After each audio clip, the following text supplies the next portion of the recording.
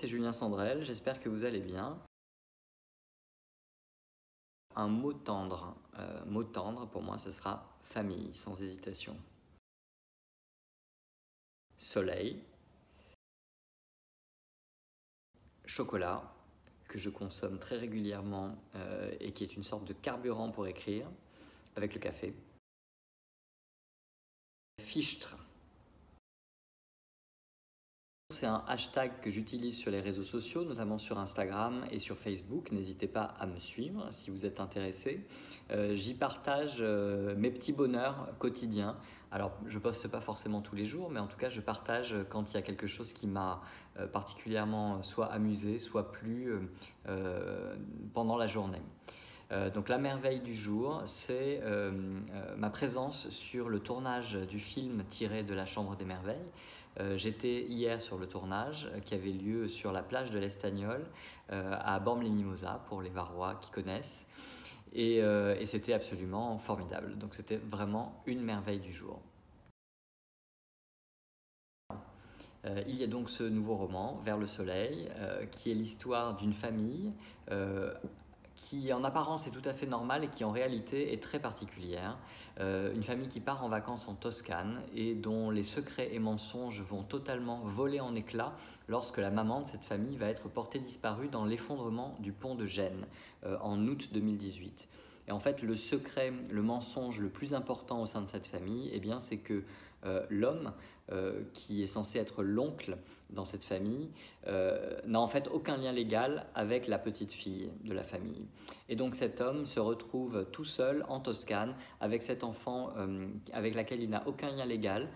Il s'est beaucoup attaché à elle. Il prend conscience progressivement des sentiments qu'il a pour cet enfant, des sentiments très forts, quasiment paternels. Et en fait, il prend conscience que si la maman donc, ne sort pas vivante des décombres du fond de Gênes, eh bien, il va falloir qu'il prenne une décision, soit abandonner en quelque sorte cette petite fille, ou bien prendre une autre forme de risque et s'enfuir avec elle de manière totalement illégale. Ce qui provoque chez moi des étincelles, c'est quand les considérations économiques passent en priorité par rapport à l'humain. Moi, je considère que l'humain doit être au cœur de toutes les décisions.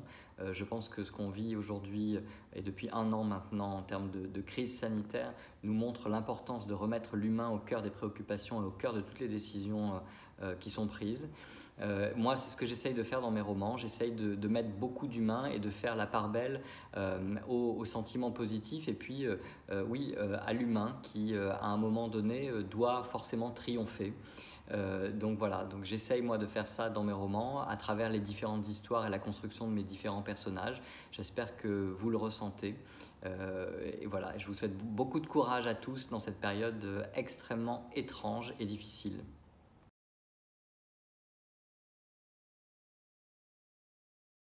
Eh bien, ça se passe extrêmement bien. Le tournage a commencé début février et est en train de se terminer là cette semaine. Donc le film est un film qui est produit par la société de production qui s'appelle Jericho, qui a notamment fait les films La famille Bélier ou Demain tout commence avec Omar Sy, et plus récemment l'adaptation de Petit pays, le livre de Gaël Faye. La réalisatrice, c'est Lisa Asuelos, qui a réalisé notamment le film LOL avec Sophie Marceau, plus récemment le film Mon bébé avec Sandrine Kiberlin. L'actrice principale qui a la lourde tâche de jouer Thelma, cette maman qui se bat pour essayer de sortir son fils du coma et en réalisant chacun de ses rêves à sa place et en les lui racontant, eh bien c'est Alexandra Lamy. Sa maman est jouée par Muriel Robin. Donc je suis absolument ravi de tout ça. J'ai eu la chance donc d'assister à quelques jours de tournage. Les quelques scènes que j'ai vues m'ont quasiment ému aux larmes d'ores et déjà. Je pense que ces actrices sont parfaites dans les différents rôles. J'espère que vous aurez beaucoup de plaisir à découvrir ce film courant 2022. Eh bien, c'est une BD qui s'appelle Malgré tout, qui est signée Jordi Lafèbre et qui est une sorte de petite pépite d'émotion et qui raconte une relation amoureuse à rebours depuis on va dire, l'âge de 60 ans jusqu'à l'âge de 20 ans d'un couple donc, qui n'arrête pas de se retrouver. Et c'est absolument génial. Ce que j'aime le plus partager, c'est ma passion pour les histoires, pour le romanesque. J'ai toujours baigné dans ça, j'ai toujours adoré qu'on me raconte des histoires, que ce soit en lecture, en film de cinéma ou en série à la télé. J'ai toujours dévoré des histoires et aujourd'hui j'ai la chance de pouvoir en inventer moi-même, les écrire et les partager largement avec des lecteurs et c'est extrêmement émouvant. Je pense que c'est la parution de La Chambre des Merveilles, hein, puisque j'avais une vie auparavant. J'ai travaillé une quinzaine d'années en entreprise avant de commencer à écrire véritablement.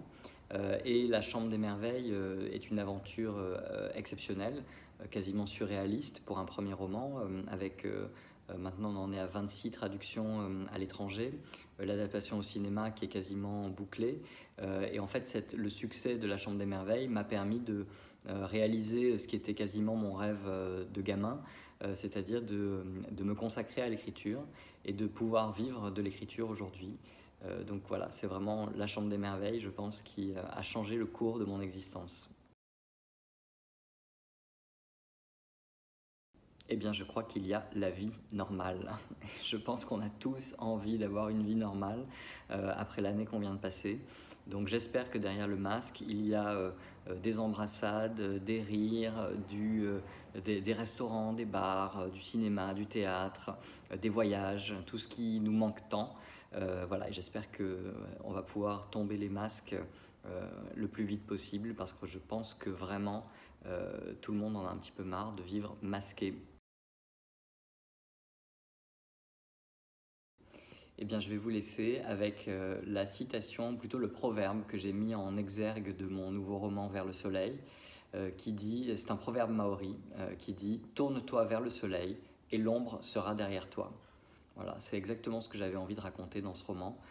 Le fait que, eh bien, parfois on est dans un tunnel un peu sombre, on vit une épreuve un peu difficile, et il suffit de se tourner vers le soleil, de changer un petit peu de perspective pour que l'ombre change de position et se trouve derrière nous. À très bientôt, j'espère, en vrai, probablement, un jour, ou en tout cas virtuellement pour l'instant.